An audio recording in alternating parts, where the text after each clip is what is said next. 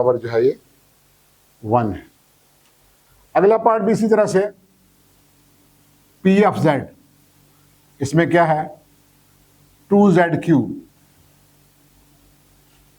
Plus 9z² minus 11z minus 13। इसकी देखें अब क्या पुट करने से वैल्यू 0 आती है। मेरे ख्याल में अगर आप z की जगह 2 पुट कर दें तो वैल्यू 0 आ जाएगी। आपने कैलकुलेटर से पहले सारे चेक करने हैं, मैं बार बार आपको बता रहा हूं।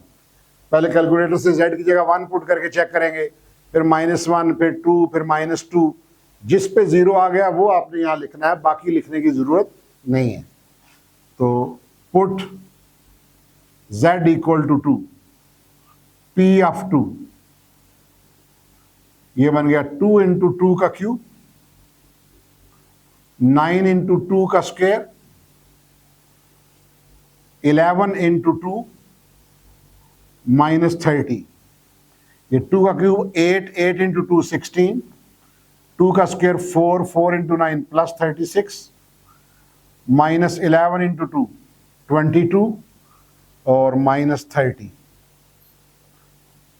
तो ये दोनों पहले प्लस के हैं, ये माइनस के हैं, इनको ऐड करेंगे तो ये बनेगा 52 और उनको ऐड करेंगे तो माइनस 52, तो ये आ गया 0। तो 2 पे वैल्यू 0 आ गई तो एक फैक्टर बन गया, hence 1 factor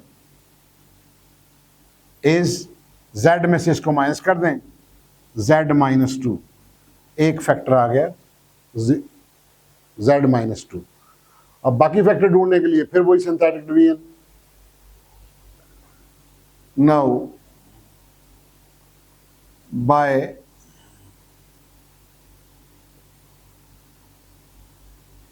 synthetic division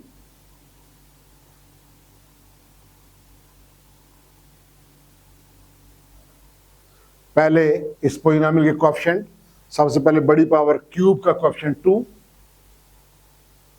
z square का कोएफिशिएंट 9, फिर z का कोएफिशिएंट -11 और फिर कांस्टेंट -30। इसमें कोई मिस नहीं है, सारे कोएफिशिएंट लिखे जाएंगे।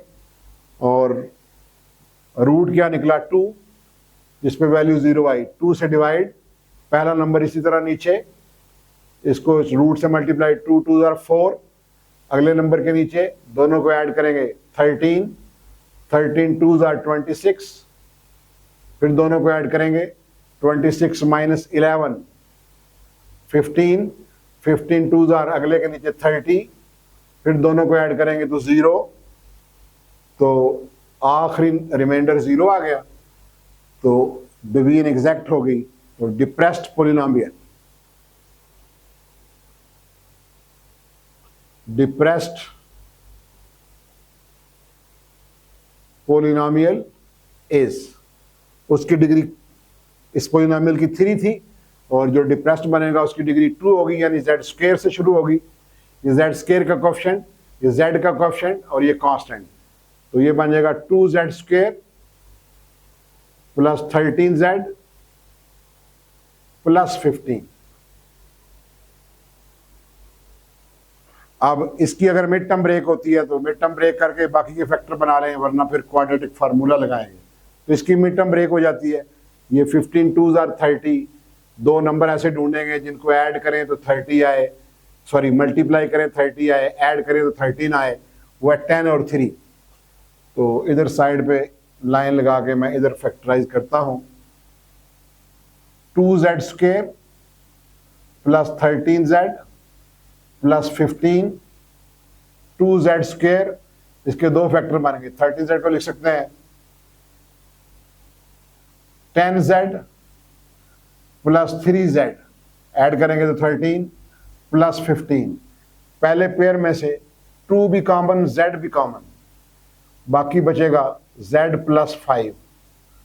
दूसरे पेयर में 3 कॉमन, बाकी बचेगा z प्लस 5।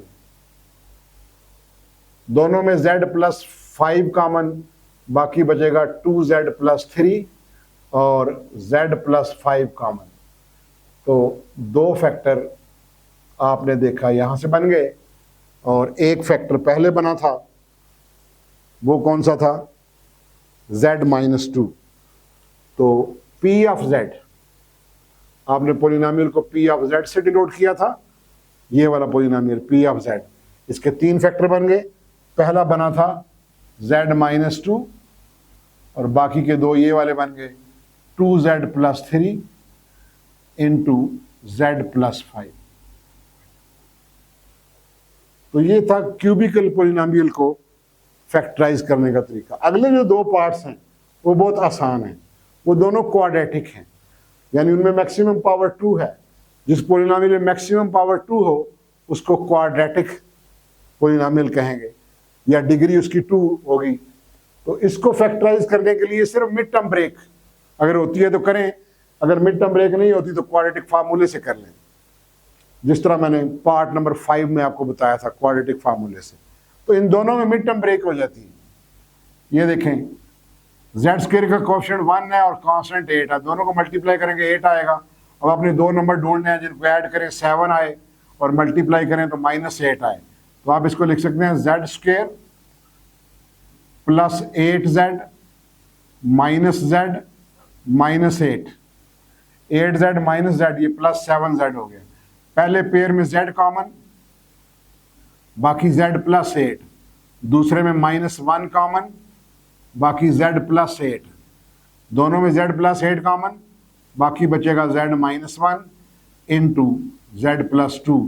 तो मैंने आपको बताया था कि ये क्वाड्रेटिक है, जितनी इसकी डिग्री 2 है, जितनी डिग्री होती है उतने ही फैक्टर बनेंगे लीनियर। तो डिग्री 2 थी तो 2 लीनियर फैक्टर बन गए, एक z माइनस 1 और अगला z प्लस 8। इसी तरह अगला पार्ट भी है, वो भी क्वाड्रेटिक है, उसमें मिड टर्म ब्रेक हो जाती है।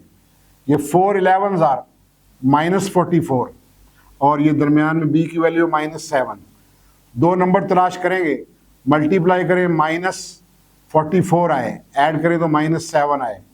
तो देखें 4z स्क्वायर -7z को लिख सकते हैं -11z प्लस 4z। अगर ऐड करेंगे तो -7z, मल्टीप्लाई करेंगे तो -44 और एंड पे -11। पहले पेयर में z कॉमन है, बाकी क्या बचेगा 4z -11। दूसरे पेयर में कुछ कॉमन नहीं है, कुछ कॉमन ना हो तो 1 कॉमन, तो बाकी बचेगा 4z -11। तो दोनों में 4z -11 कॉमन, बाकी z प्लस 1 इंटू 4z -11। तो ये भी फैक्टराइज हो गया। तो ये बच्चों क्वेश्चन नंबर 1 था, ये कंप्लीट हो गया।